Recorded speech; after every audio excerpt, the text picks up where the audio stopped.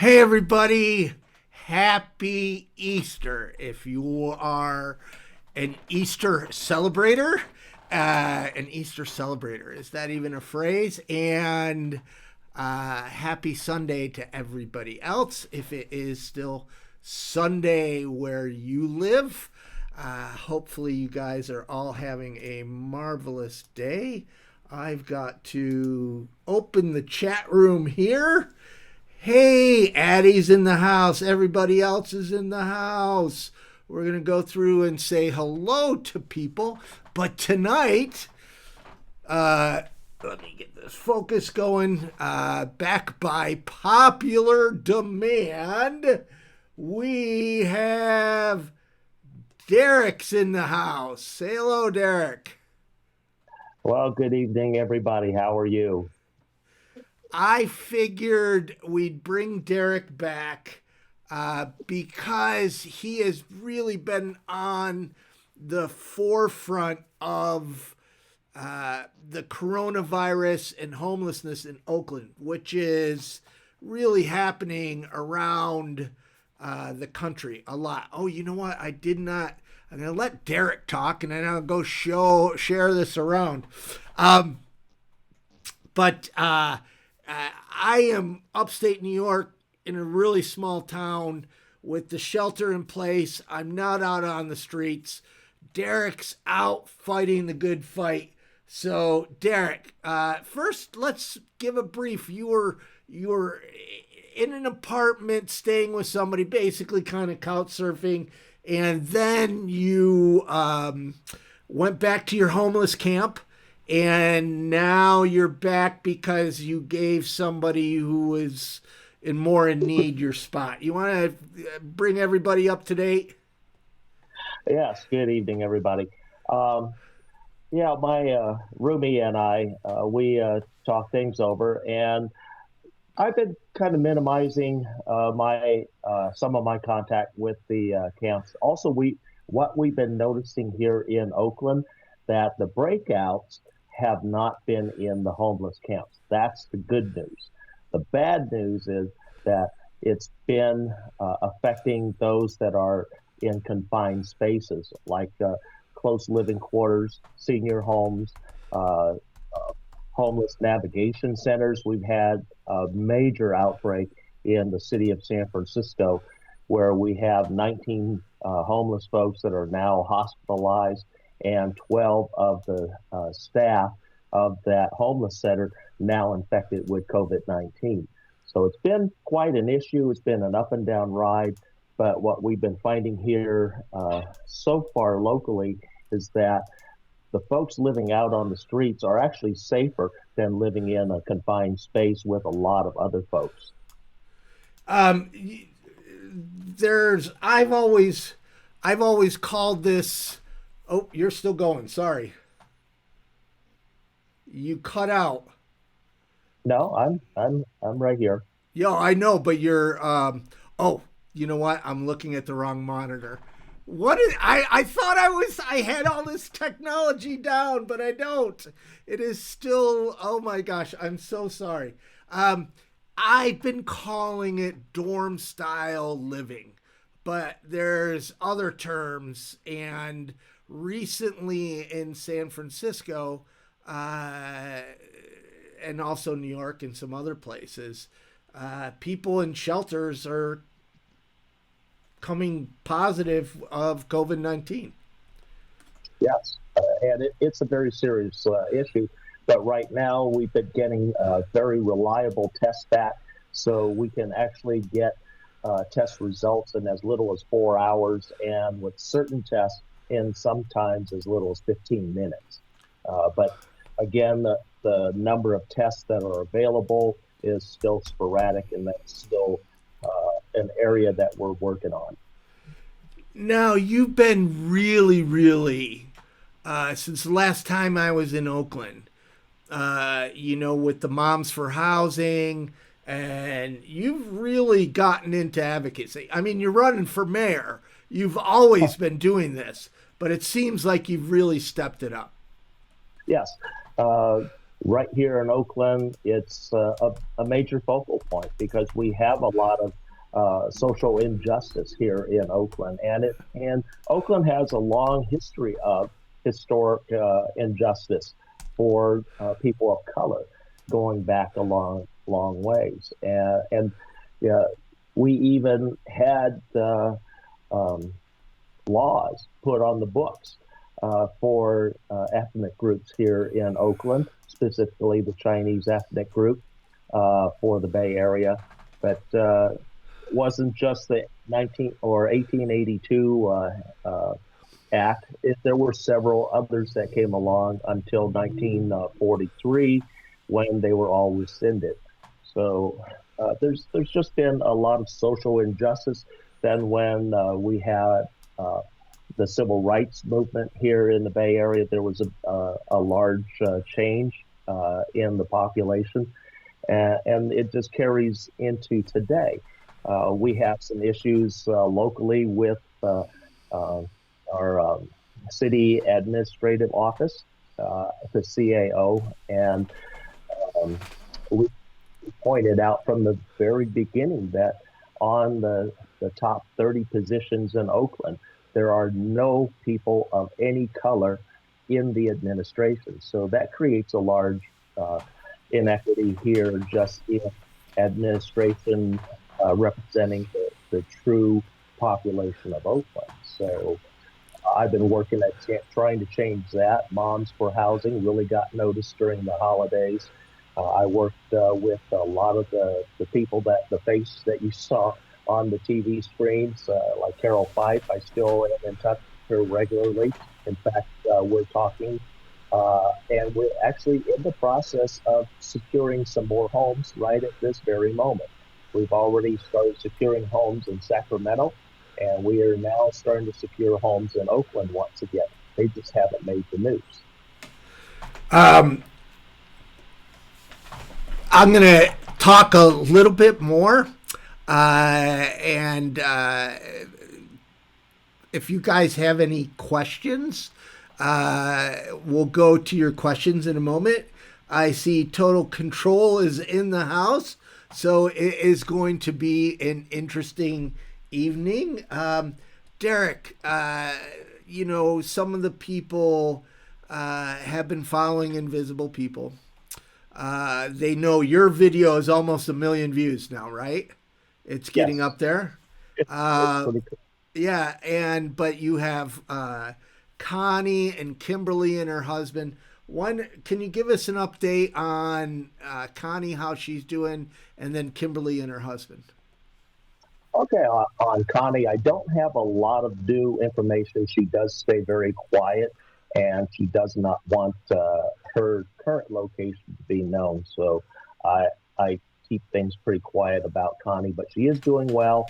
Uh, uh, she's been doing a lot of crocheting. She's been asking friends and a lot of us for ideas for new things for her to make.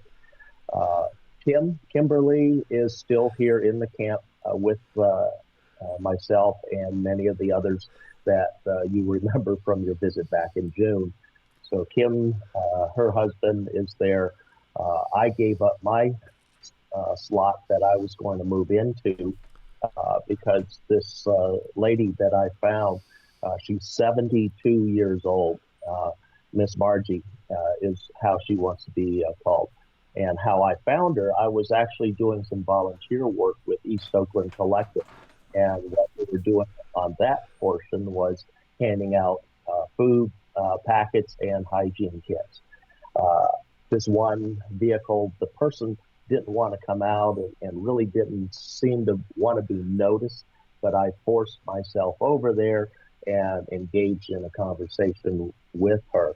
And that's how I found that she was homeless and found out who she was and that she's actually a retired school teacher and that has fallen on hard times. And the hard times that the housing here in Oakland priced her right out of her retirement. So it wasn't that you know, anything that she did wrong. It was just simply her limited income. I was hoping by now that it was great that Connie is no longer there. You seem to be going back and forth. You're a survivor. I worry about all homeless people, and homelessness is dangerous. But I don't know. I think I don't have to worry so much about you. And Kimberly has her husband, and he seems pretty tough. But when you're dealing with mental illness and drugs and being outside and people desperate, the normal rules don't apply. I was hoping more of you, but I will be putting up another documentary, hopefully tonight or tomorrow, where the people we interviewed ended up losing everything in homeless sweeps shortly after. We interviewed them in December. And one of them had a housing voucher in December. And here it is, April, and they just got housed. The bureaucracy of the housing departments and the inspections and everything, even though they had a voucher, it took 4 months for them to get inside. And that is really, really crazy. That is. And that's not unusual. I actually have a couple in my camp, part of a family. This is the son of the dad that actually stays in my camp. Him and his significant other, they have a housing voucher. And the sad part is that they've had it for over a year and still can't get housing. It's just ridiculous that it's so long. So everybody, we're trying out new things here. I pinned. I don't even know how to unpinned it. Some swag to the top. I have been sharing a link. I haven't officially launched the swag yet. So there's a 15% off code if you just use the word live in promo. It's just for you guys. Please don't share it across the internet. I just wanted to give you guys a break. It's only a limited time. We'll be doing occasional, promos from time to time. We don't really make any money on this. This is really, for you guys to, the logo's cool, the shirt is cool, and really to something to wear, to be out there and get the conversation going. So would you guys like to ask Derrick questions, because he is out on the streets, full time. So get your questions for Derrick, and let's go. So let's see here. Well, I like this new switcher thing. Yeah, Meg was talking about water. Water is a big issue. So that's one of the things that is so very concerning right now, with all the restaurants closed, with all the bathrooms closed, with no foot traffic. It's hard for homeless people to get food and water. I was hoping you would expand on that, Derrick. Oh. No, it's fine. Okay. I am definitely not a TV show host. That is for sure. So anyway, here in Oakland, my particular camp is located near a water source, which is up at a local grocery store, a mom and pop grocery store. They have one of those filtered water vending machines. So for $2, you get 5 gallons of clean, purified water. So that's kind of the expensive route to go. And then we have a lot of city now is starting to drop off cases of water to the different sanctioned camps that they have around Oakland. So that's one of the new things that they've just added. Fresh water drops, because that's what we've been advocating for from the city, because they've been asking us advocates on the front line, what do the camps need? And every one of us scream porta potties, hand washing stations, water, hand sanitizers, showers. And it's the same thing that comes from every one of us from one end of Oakland to the other. So our message is the same. And that's where we've been unifying and making sure that our message becomes heard from one end of Oakland to the other. So Dark Knight 78945. I'm going to answer that. I mean, Derrick can go on, but Jordy asked a question that I'll throw to Derrick. But you ask, what's being done to stop homeless people from living paycheck to paycheck? And, yeah, 10 million, over 10 million. I think it's 16 million people now. 13% of our country is unemployed. I know you probably had the best of intentions in asking that question, but the issue is lack of affordable housing, and right now there is jobs. I mean, whether it be Uber or working at an airport, or there's no jobs. So it's not teaching people living paycheck to paycheck.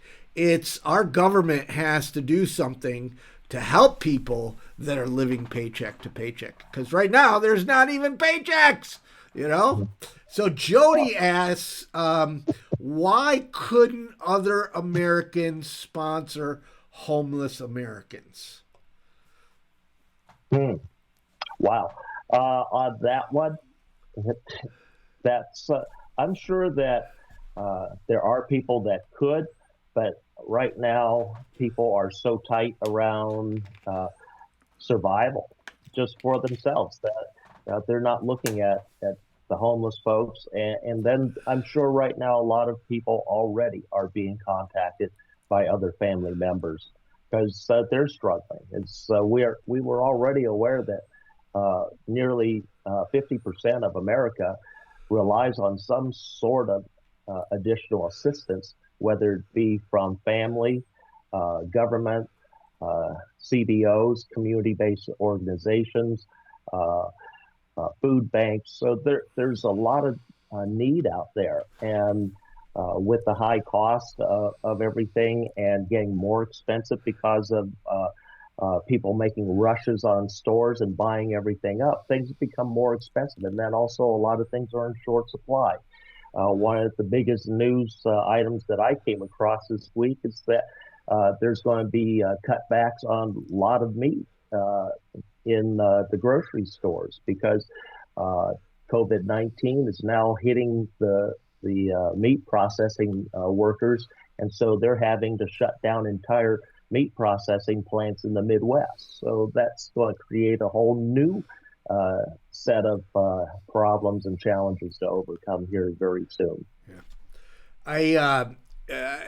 On the same lines, I haven't heard the meat thing, but I've heard the crisis, because it's all trickling, of farmers now that restaurants aren't ordering tomatoes and carrots and lettuce and apples, how farmers are they are leaving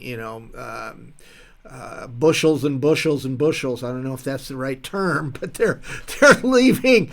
I'm gonna swear they're leaving a shitload of vegetables perish. They don't really have a choice.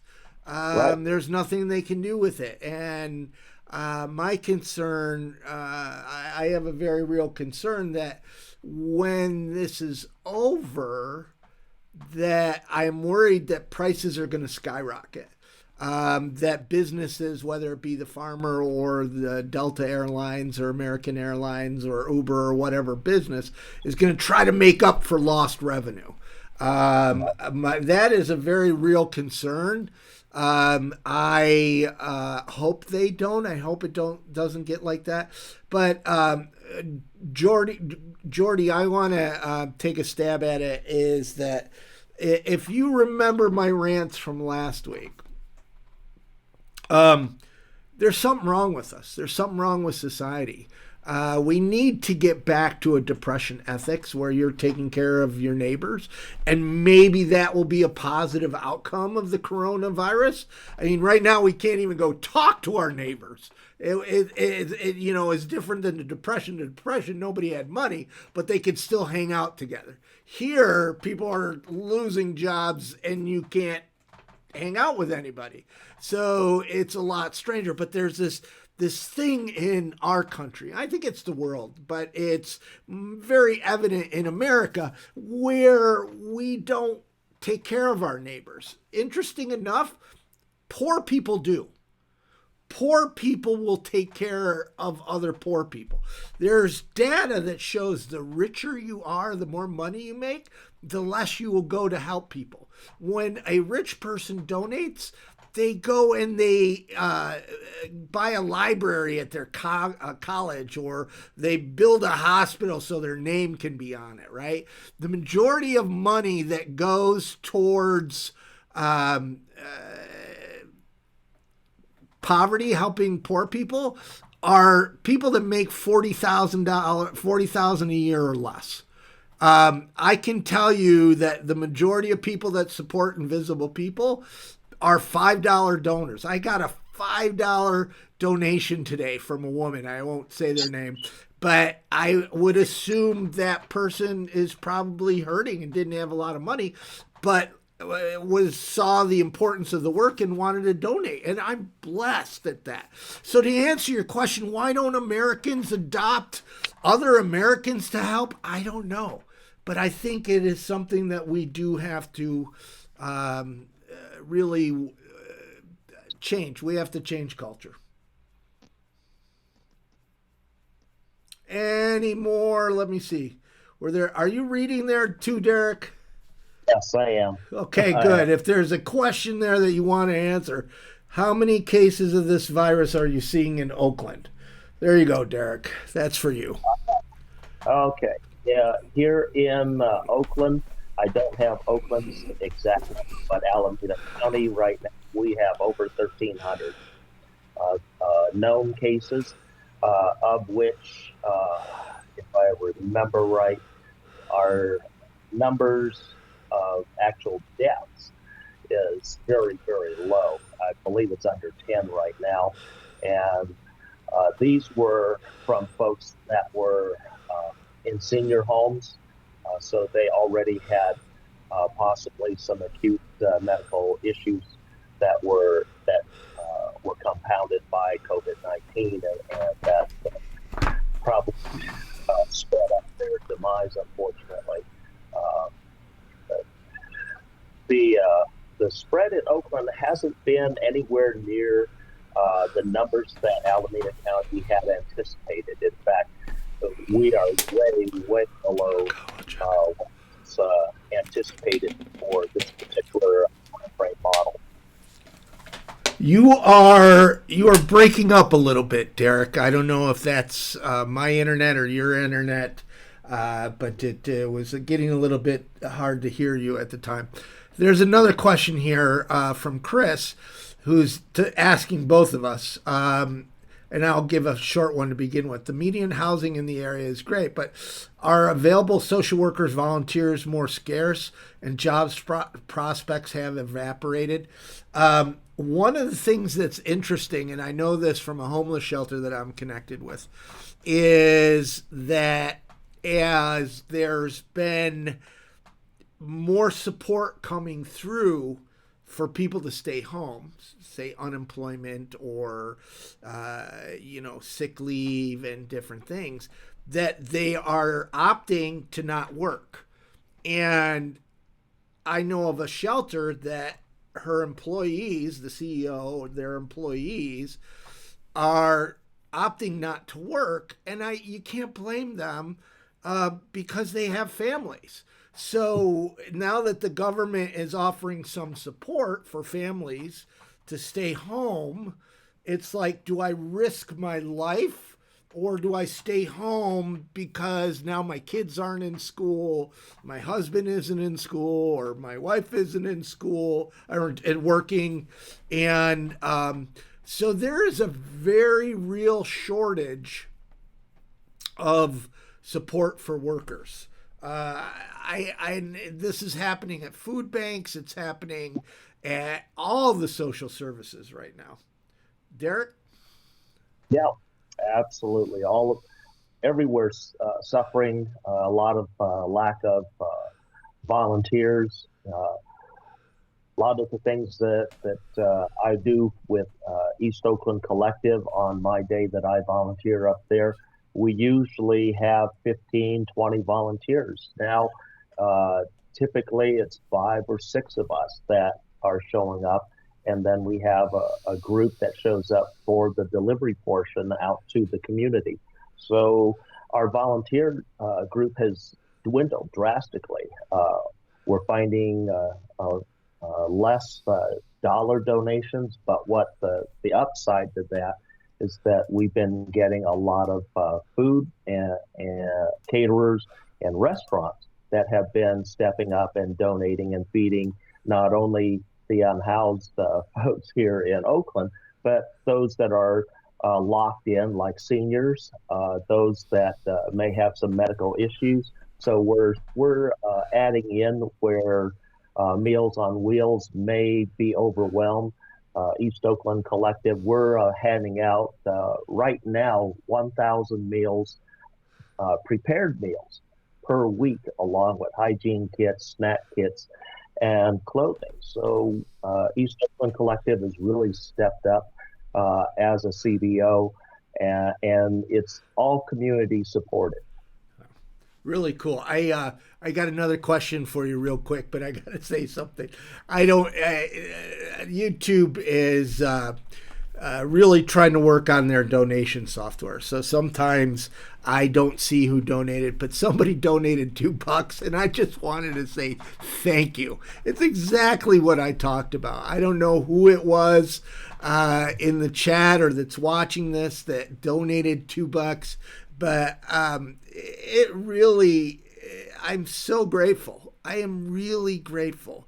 I don't know who you are, but I assume maybe it's, you got $10 and you decided to give 2. And I'm so very grateful for that. Totally blown away. So, Derrick, total control. And what? Total control, and I almost called you your real name, and I would have gotten a text from you really upset because you like to be a little bit covert.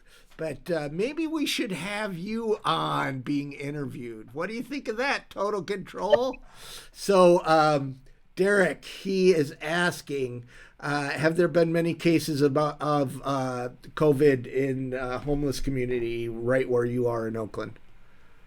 Here in Oakland, we have absolutely 0 reported, and not the 2 reports that we had that might have been COVID-19. We were tested; they were tested, and both came back negative. So we have 0 outbreak in the on the curbside communities and tent cities. That is great. That is great. And I'm just going to address something going on in the chat, and I totally agree. Dark Knight started this conversation, but the Argrilla, I can't pronounce your name. You just said, I think financial literacy should be subject in high school. I cannot stress how important that is. It is. I don't know who here is a Dave Ramsey fan. I got to tell you, I worked in the television industry. I made a lot of money. I blew it. I just blew it. Part of that was I was on drugs, but I just, I had no knowledge of finances or anything. And then I became homeless. And after homelessness, I went from nothing, literally nothing, to a $70,000 a year job, and this was 20 years ago, so $70,000 actually was something. I'm feeling old saying that. But I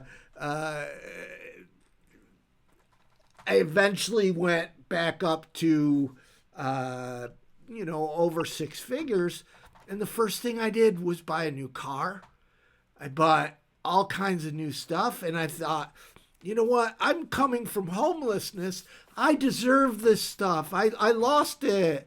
I deserve this. And you know what? I lost it again in the '08 crash. I lost everything, right? And then do you think that I learned my lesson? No, I went and I did it again. I went from nothing, and I've been doing Invisible People for a while, but then I got a job as a chief marketing officer for a large organization, making a lot of money. And what did I do? I went out and bought all of this cool stuff. And what should I have done if they had taught financial literacy? I should have bought a used car. I should have bought maybe a folding chair and a little TV and saved the money, right? Because now is when you need it. And here is the tip that I've learned for anybody that's out there. If you're working full-time or you're freelance, and it's not so easy. And Dave Ramsey actually teaches this. He says, if you have to save $10 a week till you have $1,000 in the bank for emergencies, because what happens is your car breaks down and that's when you have to skip your rent check or whatever. So you have to have a little bit of buffer. I say, as a freelancer, and I primarily work as a freelancer right now. Invisible People doesn't pay me. Hopefully someday that will change. It was going to change this year. But you save up 3 months of safety. You save up 3 months of safety. It's not easy. It took me a long time to save up 3 months of safety. And this is even if you're getting a paycheck from a company. Because tomorrow, you know, you could be laid off, or there could be a virus and you lose your job. You just don't know. So then when things get better, if things goes bad, you use that 3 months of safety. And then when things get better, you replenish it. That is how I have lived for the last bunch of years. I will go months without making any money. I'm in one of those periods right now. Every one of my speaking gigs got canceled, but I have a tiny bit of savings. It's a little scary right now. I had some wonderful friends. I had a friend give me $300 last week, and a friend the week before, gave me $500. I literally have been selling stuff on eBay to survive. And all I'm just saying is that I had to learn this lesson the hard way. Financial literacy is important, and I agree. They should teach it in schools. You want to chime in on that, Derrick? Yeah, absolutely. Back in the old days, they used to have a course called Home Economics for the ladies, and a lot of the ladies learned finances. They learned how to sew. They learn how to balance a checkbook and a budget for a home. And back in my days, even some guys took that particular course, and it became very helpful. For myself, I learned a lot of big world economics because of the work that I was involved with. So I dealt with large dollars because these were huge budgets, and learning how to balance large budgets over a course of time. So working with money, you just kind of learn as you go, but it's something that most folks have no knowledge of when they come out of high school, and I truly believe this is a course that needs to be put back in our public schools so that the folks coming out of schools aren't faced with so many hardships and financial challenges, and able to understand where they're at financially, and then have a better understanding of investments and compounding, and then also understanding what I've always advocated against, which is leveraging. Yeah. So back to the chat, and I don't know what your name is. AGRICO, and you said it's not just lack of housing, people don't understand money. There's some truth to that, but the leading cause of homelessness right now is lack of affordable housing. Well, I should say up to a month ago. Now it's the virus, and no money. You know what I mean? There's an article in the New York Times how COVID is going to create the mother of all housing crisis. So affordable housing went up 75% in the last 5 years. Now, wages haven't gone up with that. So I might be able to understand money. I might be able to even invest a little in 401k, but with rent going up and wages not going up, right? You can't put homelessness and poverty onto the homeless person. Oh my gosh, the first rant of the night is coming. Hopefully I'm not deleting there's this thing in America and probably the world that we believe homeless people should bootstrap their life back, right? And society, I was watching a documentary on Wells Fargo Bank, one of the biggest banks, right? They've been, for years touted as this great big bank, and they've been actually ripping off people for years and years and years. And they would get fined millions of dollars, but that was like a slap on the hand, right? If you're a mom and you go into a store because you don't have diapers for your child and you shoplift to get some diapers, you get this, shoplifting on your record. Now you can't rent an apartment and now you can't get a job, right? And, a kid has to have diapers, but yet we say, oh, that mom doesn't understand money. Sure she does. She don't got any. So, anyways, take it away, Derrick. Yeah, absolutely.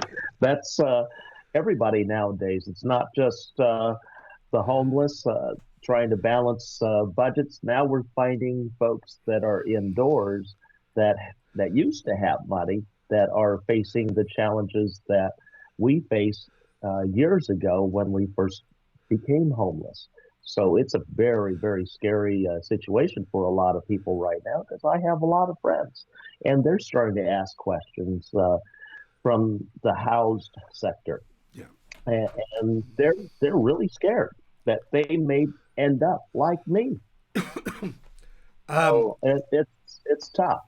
It's a very tough situation for everybody. And again, like you said, the mother that needs those diapers and she's going in the store with no money, she knows exactly how much money she has. She has none, and she's forced into a situation that she doesn't want to be in, but she needs those supplies. Yeah. And fortunately, we may see a lot of that because we've also seen the uptick in people arming themselves. So that gets pretty concerning. Yeah, I saw today a report on illegal gun sales that have just skyrocketed. Unbelievable. But I just thought of something, Derrick, and I put us both on screen here, is that Addie is all alone. Usually it's usually you two moderating, and she's doing a marvelous job. But Addie, I mean, Derrick's been kind of your moderating partner. Do you miss him? It's probably going to be a delay. Oh my gosh, I have not been keeping up with the chat. I apologize.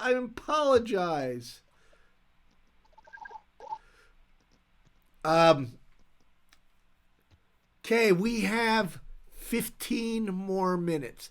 As we wind down, anything more that you would like to say, Derrick? It's just been crazy here in the Bay Area, Oakland.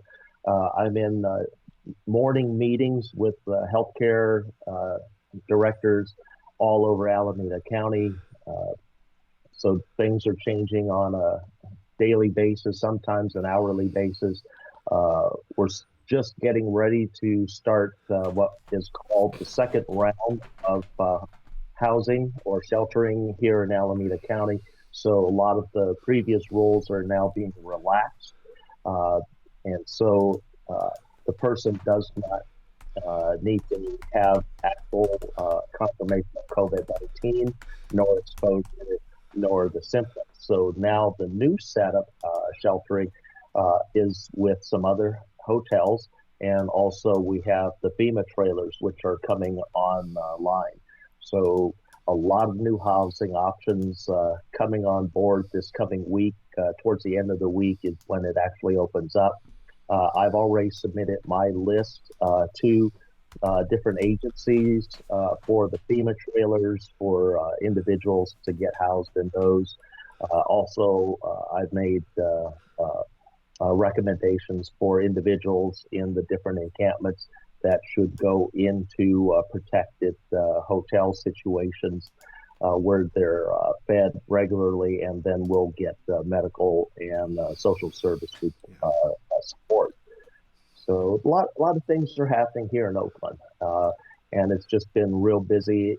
This past week, I worked with 37 folks trying to get them into the proper gateways so that they can get into either the system to get their CES number. CES number meaning coordinated entry system, and that becomes their musical chair number. So their number in line. And once they're issued that CES number, they are actually housed in one of the shelters here in Oakland as they wait for their turn in line to be asked to go into the hotel setting. I just posted. When I posted it, it sent the chat crazy. I need a chat manager, is what I need. I need a little focus, I think, too. Somebody asked, and I'm going to take it as you had the best of intentions, and I will throw it back to you, Derrick, because it was specific for California, and I happen to be in New York. But it was, do illegals get benefits? I'm going to speak just briefly now. Things may have changed because of COVID. But first, I hate the term illegal. Bank robbing is illegal, okay? Murder is illegal. Fleeing a country, grabbing your kids because there's war atrocities, doing what you can to survive, I don't think is illegal. I get it. A lot of people, immigration is a problem. I'm not saying immigration isn't a problem. Immigration is a problem in every country. I've interviewed homeless people from America in the United Kingdom that get treated just like we treat people from South America, right? We get treated the same way in other countries. We do. But here's the thing. There's this myth and this bullshit around, damn Democrats. They're giving free health care and free this to illegals and illegals. No, people that were immigrants that came through the system properly were able to get benefits. The only people that were not able to get benefits, or that were, is if it was life-threatening. Okay, so if there was somebody that came across the border and didn't have permission to be here, they came across illegally. That's different than being an illegal person. I'm an illegal. I just hate that. Okay, stop watching Fox News. Fox is being sued because of misinformation. Take a clue, right? Fox is, anyways, that's a whole different rant. You guys got me ranting, okay? But here, and I'm going to put it in the chat room again, stop blaming illegal immigration on homelessness. Has nothing to do with it. Now, there may be, right now, because of COVID, some relief going to everybody. And, many of these people are migrant grape pickers or migrant farmers that are they don't have an income too. We do not want anybody dying, okay? So right now we need to help people, period. Let's just shelve this whole immigration conversation for right now. Let's just, I mean, right now, America is hurting. America is out of work. America cannot talk to other people unless we're doing it through Zoom or Skype or YouTube Live, right?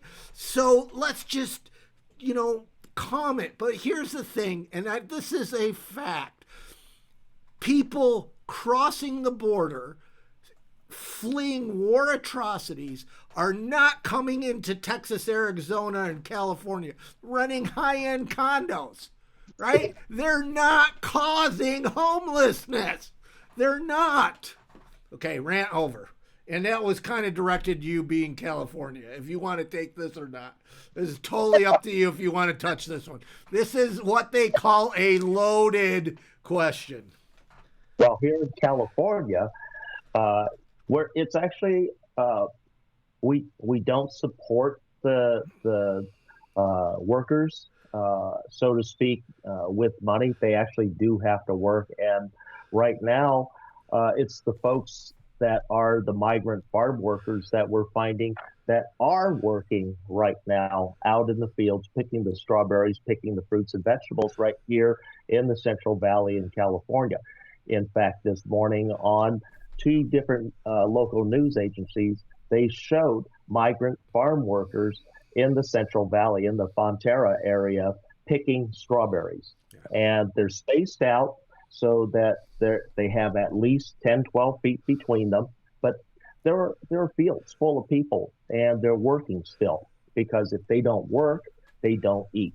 Right now, here in the Bay Area, we have a lot of organizations that are asking folks to give up their $1,200 checks to donate to these different charities, and they're going to distribute to those undocumented workers throughout California that are part of their registered groups, because a lot of these are with legal agencies, immigration agencies, so they are in direct contact with these folks that will be affected should folks decide to donate their $1,200 checks to these organizations. So and so far we've had a pretty good response here in the Bay Area.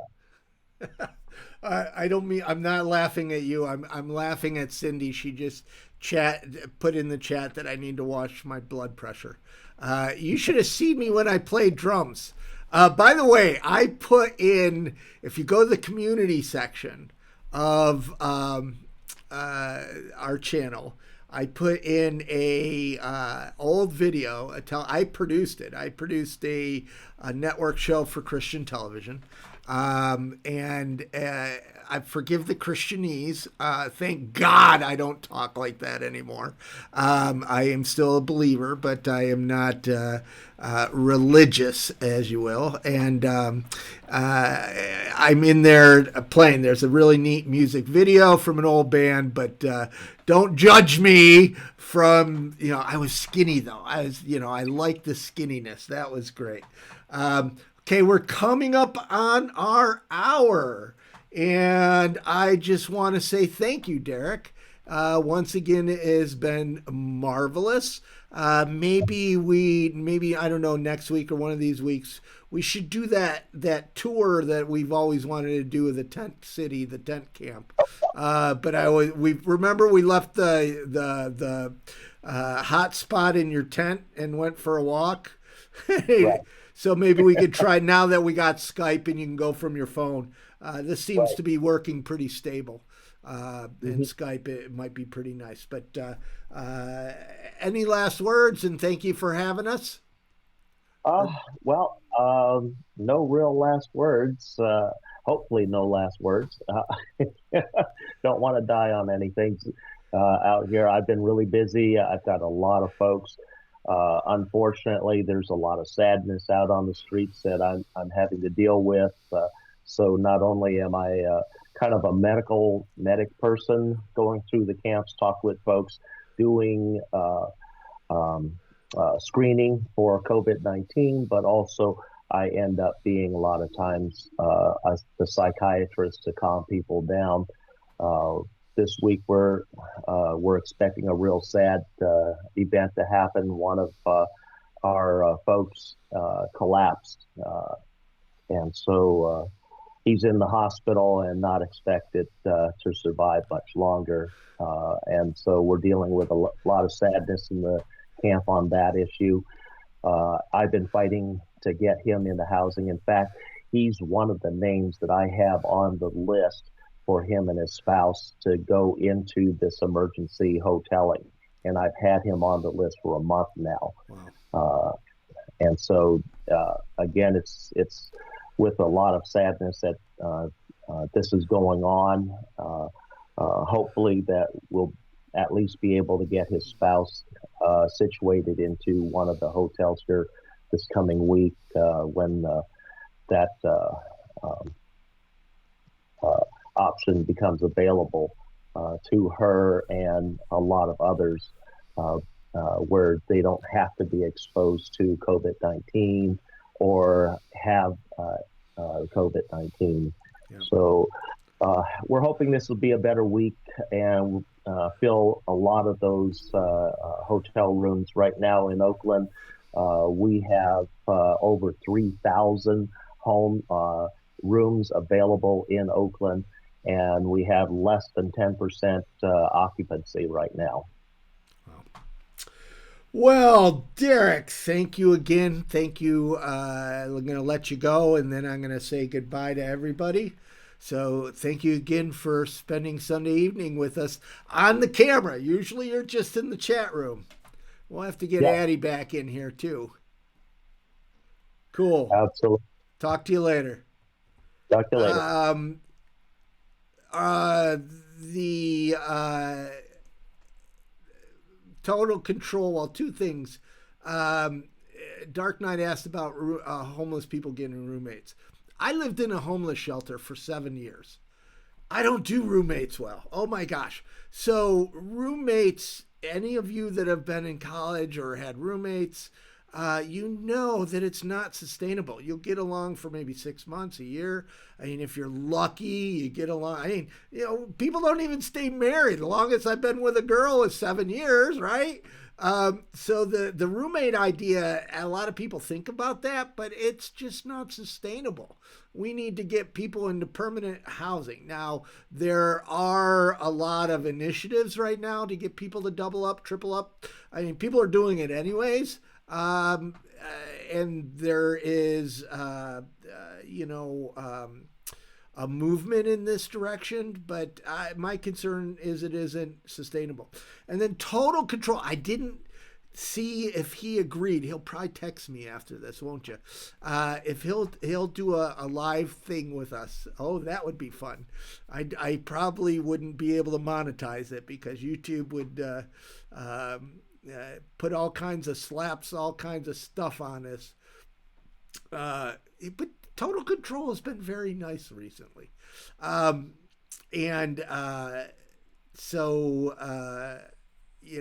would like to do more interviews.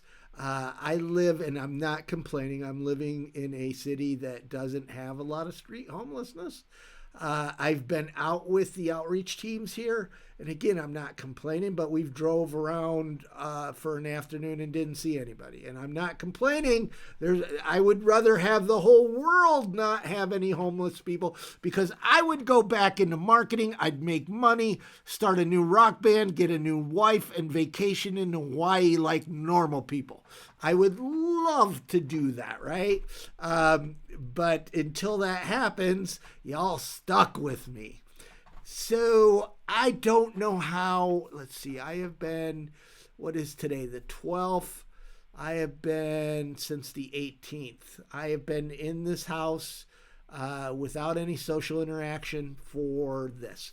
I don't know how you are doing. Chances are you and or your family have been seriously affected by this COVID-19. We live in a world that pushes positivity, and hustle. You got to hustle, hustle, hustle. They call it hustle porn. Hustle, hustle, hustle. There's a lot of You know how you get rich quick? Write a book about getting rich quick, right?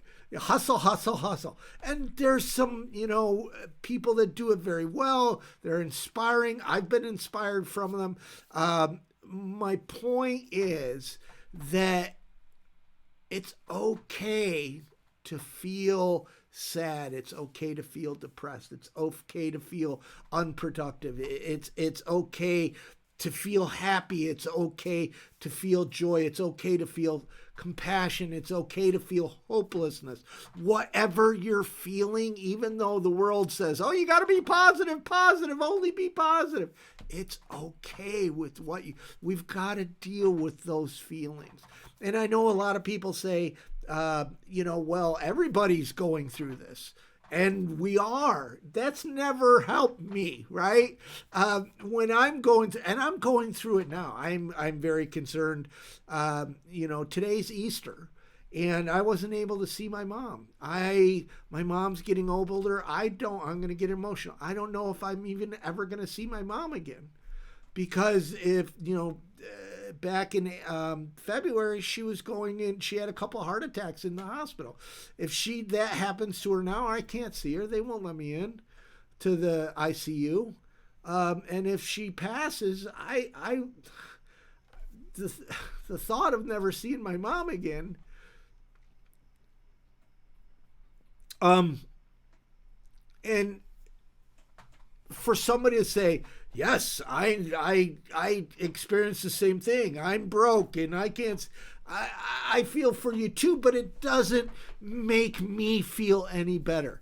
The other thing is that when you're around somebody that just needs to share those emotions, sometimes we feel uncomfortable. So then you try to do two things. You say, oh, I can relate. I was there. I don't, or you try to make them smile.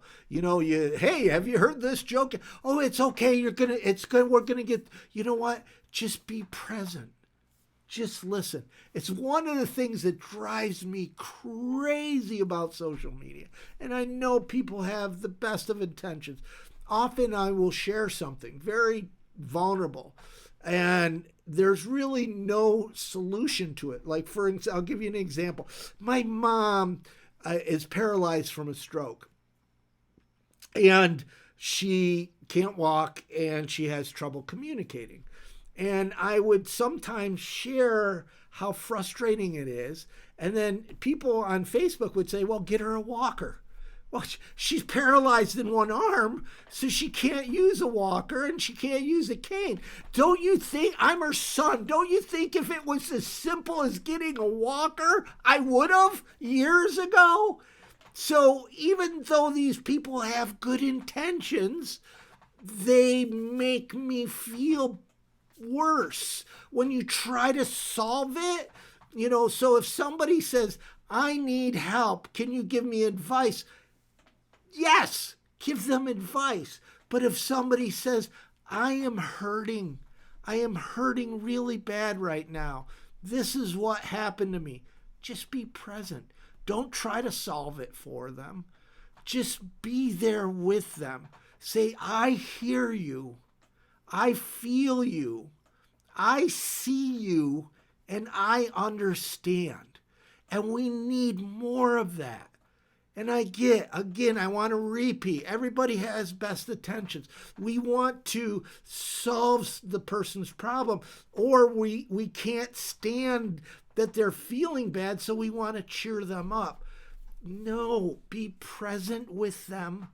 Be present with them in their emotions. Let them feel their emotions and let them work through their emotions. We're humans. You cannot bury toxic waste and expect it to go away. The shit has hit the fan. And it's like hitting the fan over and over again. There's like a shit storm that just is not stopping. And the fan, it's like nonstop shit hitting the fan. And there's going to be bigger shit and bigger fans. It's going to get worse before it gets better. That means we, as humans, have to get better. to help each other. There's somebody earlier that asked, why don't we adopt other people? It's a great question. I don't know. But we've got to get to this point where we see people, we hear them, we understand, we can be present with them. So as we go through this COVID thing, and it's going to get worse before it gets better, just remember, be present with people, and it's okay for you to be human. I'm really honored that there was like 29 people waiting before me and Derrick were testing out the gear. And I said, Derrick, it's mind-blowing. There's 29 people waiting already. And I don't take that lightly. We've built this community on Sunday nights, and I am really grateful for you all. When I use this software, it doesn't show me if people donated. I have to go look, and then so if you donated money tonight, I am thankful. If you happen to buy swag and merch, there's the 15% off code. Again, we don't make money off of it. It's really so that the logo is cool and the shirt is cool and it's a talking point. You can talk about, so what's Invisible People? Well, it's this nonprofit that educates the public. They have this YouTube channel, but you can go to their website and learn about homelessness. That's what this is for. This is really for you, right? To help use it, to be an evangelist, and in a good sense of the word. So I just, in closing, I will see you all next Sunday night. Lord willing. Oh my gosh, I said Christianese. Woohoo! If you're a believer, happy Easter. If you're not a believer, happy Sunday or happy Monday, depending on where you are. I just want to say I am very grateful for you all. I think the world of you. Thank you for supporting this work and supporting this channel. We have a new mini documentary, the last one. This is the 5th of the series until we can get out and start recording some more. This one is on LA family housing in the Sepulveda Basin. We'll get it up tomorrow. I think you will like it. Please share. The links are down below for the mini documentaries. Again, thank you very much. And you guys, you know what? Have a marvelous week. Bye.